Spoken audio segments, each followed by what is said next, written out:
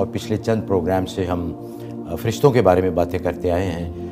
پچھلے پروگرام میں ہم نے حضرت میکائیل کے بارے میں بات کی تھی، اور اس پروگرام میں ہم نے وعدہ کیا تھا ناظرین سے کہ اس پروگرام میں ہم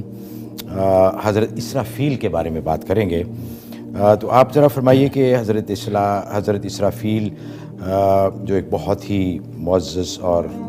محترم فرشتے ہیں، ان کا کیا کردار ہے انسانی زندگی میں، اور ان کی کیا ڈیوٹی ہے، کیا فرائض وہ سر انجام دیتے ہیں،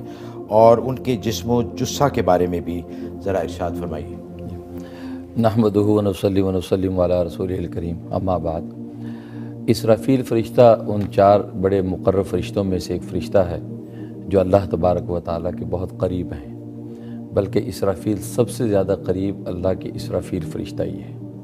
کیونکہ اسرافیل اور اللہ کے درمیان صرف 7 نور کے پردے ہیں۔ اس لیے حدیث میں آتا ہے کہ نبی پاک صلی اللہ علیہ وسلم فرماتے ہیں کہ اللہ کے سب سے زیادہ قریب اسرافیل ہے، اس کے بعد جبرائیل ہے، اس کے بعد میکائیل، اور پھر عزرائیل ہے۔ اسرافیل کا لفظ جو ہے وہ اسراف سے ہے۔ اسراف کا معنی ہے کثرت اور زیادتی، جیسے کہ ہم عام معنی میں اسراف کا معنی استعمال کرتے ہیں۔ تو اسرافیل کا نام اسرافیل اس لیے کہ اس کے پر بہت کثیر ہیں، اس کے پر سب فرشتوں سے سب سے زیادہ ہیں،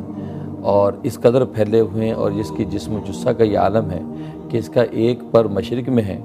اور دوسرا پر جو ہے وہ مغرب میں، اور تیسرا پر جو اس نے اپنے سر پہ ڈھانپ رکھا ہے، اور چوتھا پر جو 7ویں زمین کے نیچے ہے۔ اتنا بڑا فرشتہ ہے۔ اور حدیث میں آتا ہے کہ جو سور اللہ تبارک و تعالیٰ نے پھونکنے کے لیے اس کو دے رکھا ہے، وہ شیشے کے جو موتی کا بنا ہوا ہے، اور اس میں اتنے سوراخ ہیں کہ جتنی روحیں اور سانس کے نفس والے لوگ انسان ہیں، اتنے ہی اس کے سوراخ ہیں، اور کسی ایک سوراخ سے 2 روحیں نہیں نکل سکتی، اور وہ اس کے دھانے پہ منہ رکھ کے بیٹھا ہے،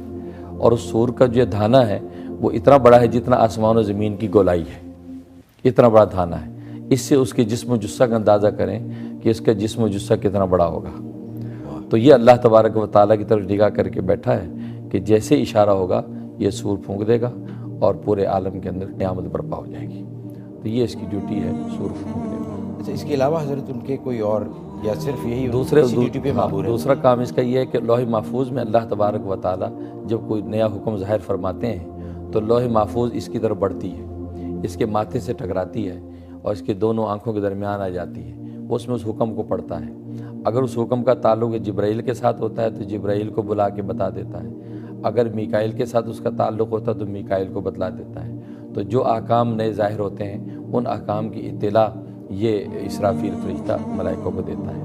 اور ایک روایت میں عجیب بات آتی ہے کہ حضرت آدم علیہ السلام کو جب سجدہ کرنے کا حکم دیا گیا تھا تو سب سے پہلے اسرافیل نے سجدہ کیا تھا۔ تو اس کا انعام اللہ تبارک و تعالی اس کو یہ دیا کہ پورا قرآن کریم اللہ نے اس کے ماتھے پر لکھ دیا، اس کے ماتھے پہ پورا قرآن کریم کندہ کر دیا گیا، یہ بطور انعام اور اعزاز کے کہ میرے حکم میں سب سے پہلے اجلت جو کی ہے وہ اسرافیل نے کی ہے، تو قرآن کریم کی دولت اس کو عطا کی گئی۔ اچھا حضرت، ہمیں جو عام تصور یا تاثر جو ہم نے کتابوں میں پڑھا ہے، یا کچھ تصویریں یا پینٹنگز، یا جیسے بچپن میں ہم نے کہانیاں سنی ہیں، تو اس میں جو ایک تصور ابھرتا ہے ذہن میں کہ وہ ایک پروں کی طرح ایک بہت بڑا پرندہ یا اس طرح کی ان کی شکل ہے، تو آیا یہ صحیح ہے کہ ان کا کوئی تصور ہم اپنے ذہن میں بنا لیں، یا ہمیں کوئی علم نہیں ہے اس کے بارے میں کہ ان کی کیسی حیت ہے یا کس طرح وہ نظر آتے ہیں؟ نہیں، صحیح ہے، وہ ایسے ہی تصور، یہ جو تصور ہے پروں کا تصور ہے یا نورانی ایک تصور ہے، ظاہر ہے کوئی ان احادیث اور روایات ہی کی وجہ سے قائم ہوا ہے۔ جیسے کہ میں نے بتایا کہ اس کے بہت پر ہیں اور پروں کے ساتھ اڑتے ہیں، اور بعض جو بڑے بڑے پرندے دیو ہیکل پرندوں کی شکل، تو بعض جو پرندوں کی شکل میں ہیں، جو مرغ کی شکل میں بھی فرشتہ موجود ہے کہ جو تسبیح جب پڑھتا ہے تو دنیا کے جتنے مرغ ہیں وہ اس وقت میں وہ اذان دیتے ہیں۔ تو اللہ تعالیٰ نے پرندوں کی شکل میں بنا رکھے ہیں فرشتے، وہ اسی حیت کے ساتھ وہ پرواز کرتے ہیں، تو یہ تصور صحیح ہے۔ تو لیکن ایگزیکٹ تصور تو ظاہر ہے کہ وہ اللہ اور اللہ کے رسول جانتے ہیں، لیکن یہ پروں کا تصور اور ان کے جسم و جثے کا تصور وہ ایسے ہی ہوتا ہے۔